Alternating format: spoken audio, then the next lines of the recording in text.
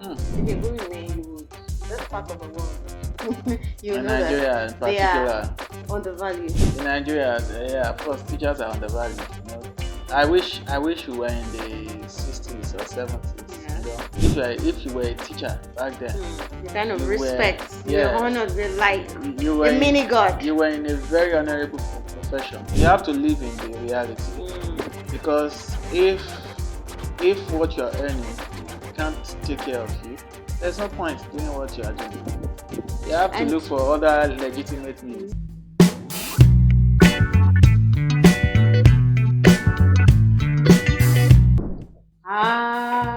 You're welcome to another interesting topic. Well, for me, this is interesting because I happen to be an education because I really like us to talk about why teachers are undervalued. If you're going there, you would. That's part of the world. You know Nigeria, in particular, they are undervalued. What's your take on this one? In Nigeria, yeah, of course, teachers are undervalued. I wish we were in the 60s or 70s. Yeah. Of course, some of us were not born by then, but what we heard and what we grew up to know, if you were a teacher back then, the kind of respect, you were honored with like a mini god. You were in a very honorable profession. Because I remember those days, they said if you go to a village as a teacher, all farmers would gather all their yams, everything to give you, just to honor the teacher, as if the president has landed. But today, fast forward to 2024, what's the case? What's the case? In fact, nobody wants a teacher. I mean, if you're a guy, you want to wear a lady as a teacher. Appreciations to, no offense, appreciations to all our teachers. They are doing a fantastic job. And the whole essence of today's topic is just to appreciate them and to let the government know and whoever both the public how do I put it now? Both the public sector and the private sectors to know that more should be done for teachers. They need to be motivated. More should be done just for like teachers. Every other organization where they have all their aside salary. Salary needs to be improved on. Then aside that, other benefits that other people make, just like in the oil sector, those working in the oil sector, in the banking, and like they have wardrobe allowance and all of that, car allowance. I don't think that is. No, I don't think they give that in the teaching sector. You've been in the teaching world. I've also been in the teaching world. We know that the only thing you were entitled to as a teacher was your salary. Very, very, very terrible. And between that time and now, between 2020, between like 10 years, 15 years ago, like a decade or two ago, and now a lot of things have changed. Now, but even at that, back then, it was just our salary. So what happened was that if you're sick, you go back to the salary. Yes, you still have to go back to your salary. Only very few schools could actually afford maybe HMO. And on top of that, you take your child to the school, you pay. Of course, you pay maybe at a subsidized rate, maybe some few thousand. Because some parents back then they teach in the same school. So the thing is, about 10 years ago, between 10 years and now, a lot of very good teachers have changed or switched profession. Switch on passion, like we said the last time, from their teaching passion to high paying job. I'm also part of the money is needed when you're looking at bills in front of you to pay. Because you have to live in the reality. Because if what you're earning can't take care of you, there's no point doing what you are doing. You have to look for other legitimate means. Yeah, another observation is that I don't see the passion in which teachers of those days they taught. Like, they were quite intelligent. Even some of them, their parents didn't have money, they needed to earn before going to school. They were selling stuff. Why won't they be? They were very intelligent. Why won't they be intelligent? The teachers were organized. It was passion It was passion. Today, I think it was passion. The whole thing has gone from one high level to be honest, we are not saying that there are still no passionate and teachers. And even in the children, do you see they're still passionate students, but maybe because of lack of motivation, teachers rather, because of lack of motivation and all that. Motivation is a major factor. That when you talk about motivation, and we talk about their salaries, remuneration, we talk about their welfare, their health, and so many other things.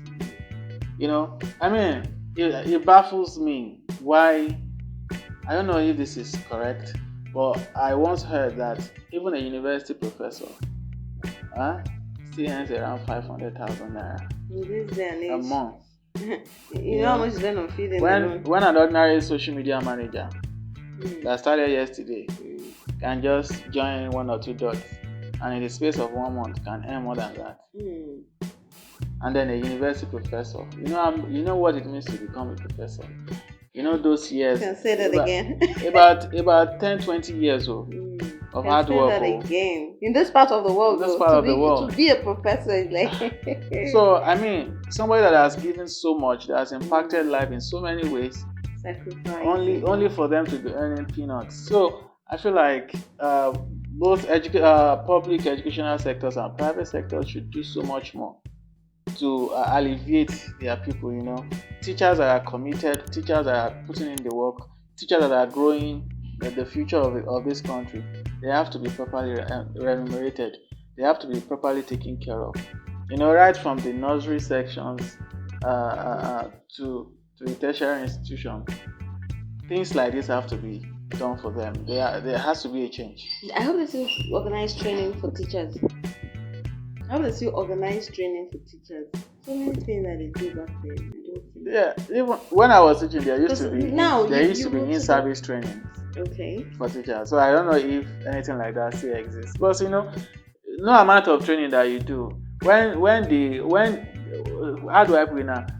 Even when you want to do something, but you don't have the wherewithal, you don't have money, you don't have the resources, your family, they are asking you for something you can't provide. It becomes a problem as a teacher. You can't even deliver properly in the classroom. So I feel like it's very, very important. And that's why the so-called extra classes that they do. And do you know what's funny? Those days, it was not there.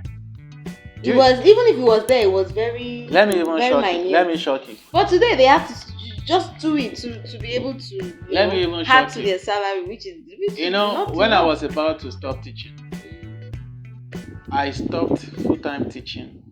Then I started to do private classes because one, I discovered that one private class would pay my salary, if not times 2. And I only got to go there like 3 times a week and spend 2 hours.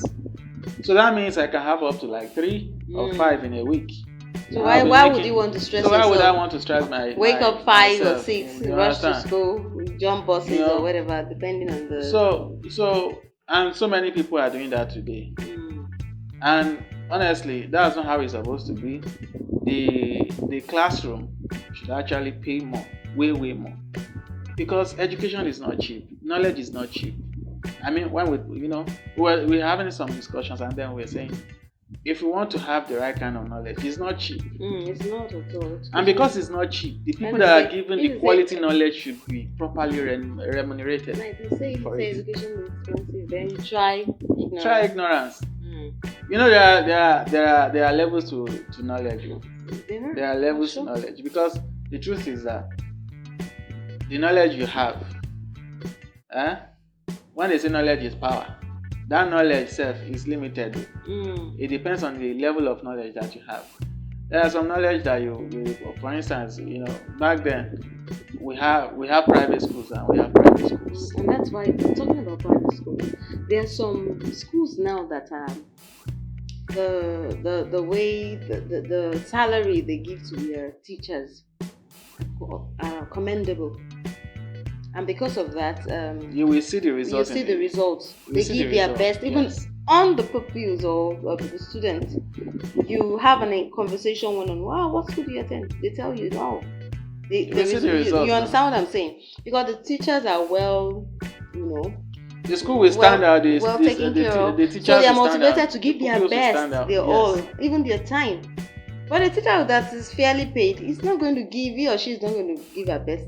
You say, You can't come and kill me. Let me reserve my energy. And that also you will see the result. And you will see the result. And that's why today they will say, in some cases they will say, oh, a child has gone past through the primary school or this school, especially government school, cannot even do this, cannot do this. You don't expect so much.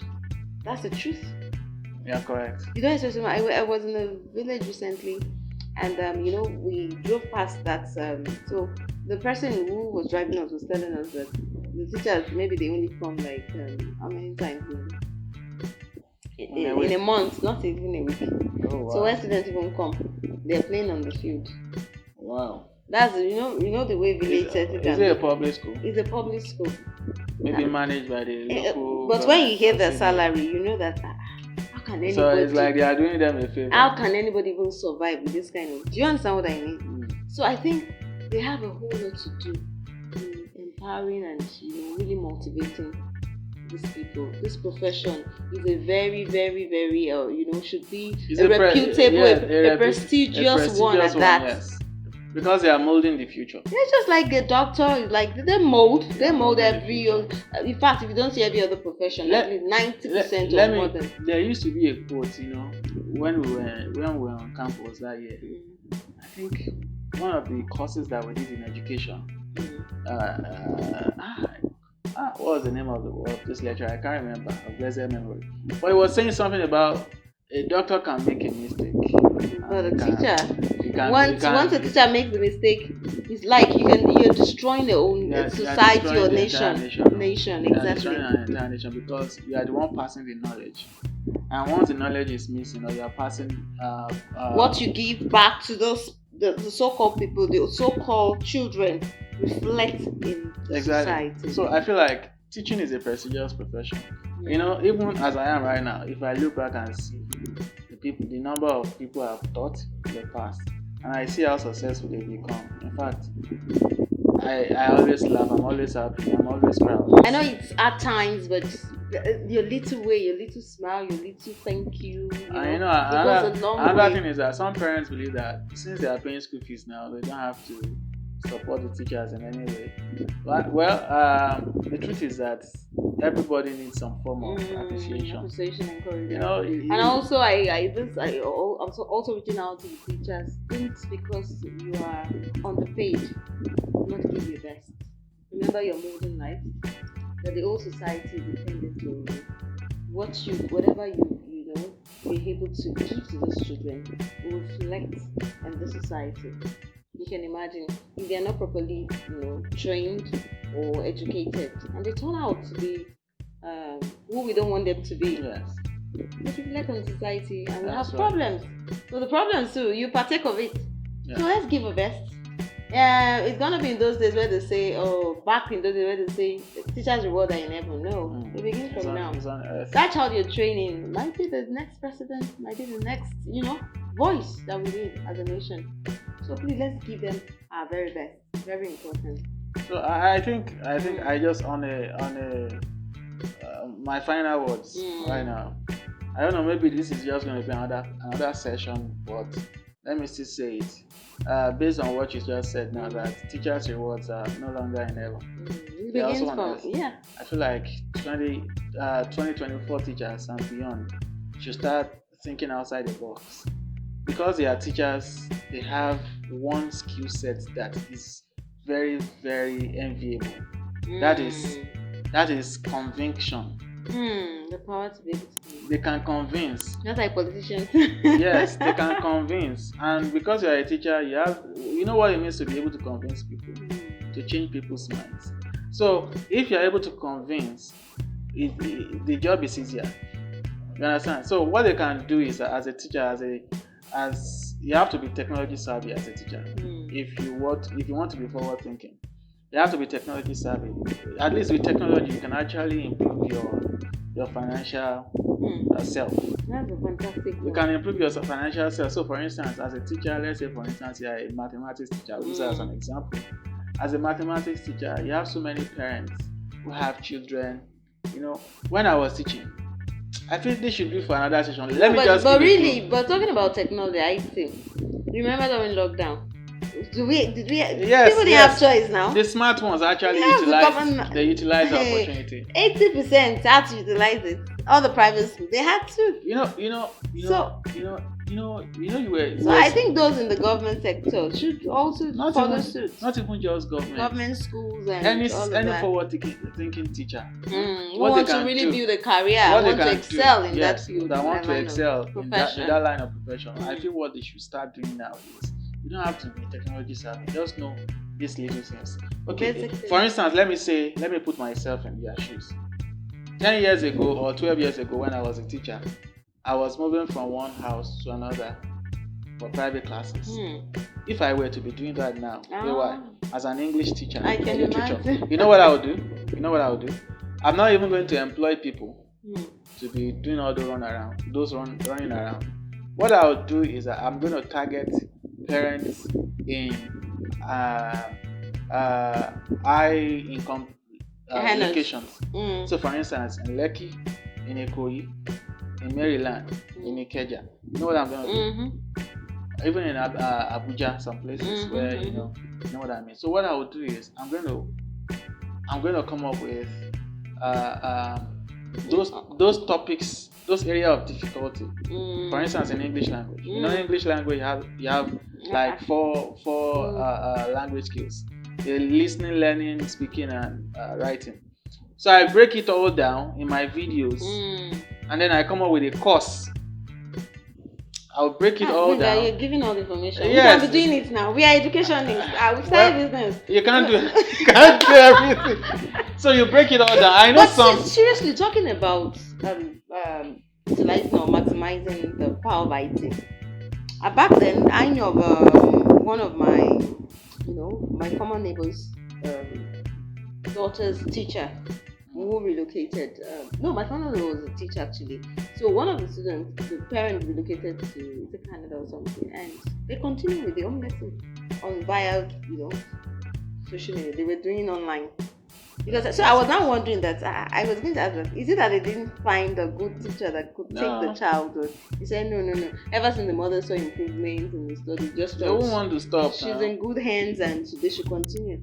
So, by even location is no longer a barrier. No, it's not a barrier. Just learn few skills on IT. Do you know the mistake most parents make with their hiring teachers for their children? Is usually parents want somebody that can handle all the subjects. It doesn't work that way. It doesn't work that way. All you just need to do, for instance, if I were to be doing that as an English person, I'm going to come up with courses of those areas of difficulty. I will go into phonetics. I'm going to break it all down, and I'm going to put all the courses together, and I'm going to sell it. And when I sell it, I'm also going to create a forum where we can be having conversation. Maybe I'll have like 2 or maybe weekly. I have a session with you. That's if you have difficulty. But usually I would have broken down the courses in such a way that the topics in such a way that you will hardly have problems. So that way you can even have 20, 30, 100 clients as a teacher. And after some time you will not even be thinking of sitting in the classroom.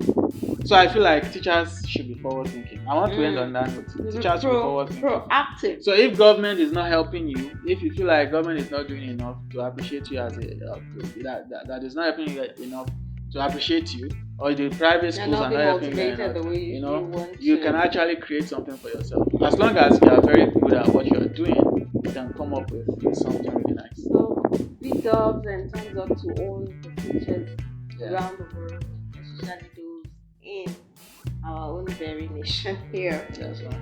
I say well done to the good job you've been doing. Don't give up on what you're doing, and be passionate about it. Give your best, as you know, you're molding lives, and if all children are bedrock of any nation, so if you give them your very best, they will turn our world, our nation around for good. So we've come to the end of the show. Don't stop giving your best, like I've said. Don't forget to subscribe to the channel, and we'll come your way to bring you another interesting topic. Drop a comment below and smash the like button. Take care until we see you again next time. Bye bye. Ciao.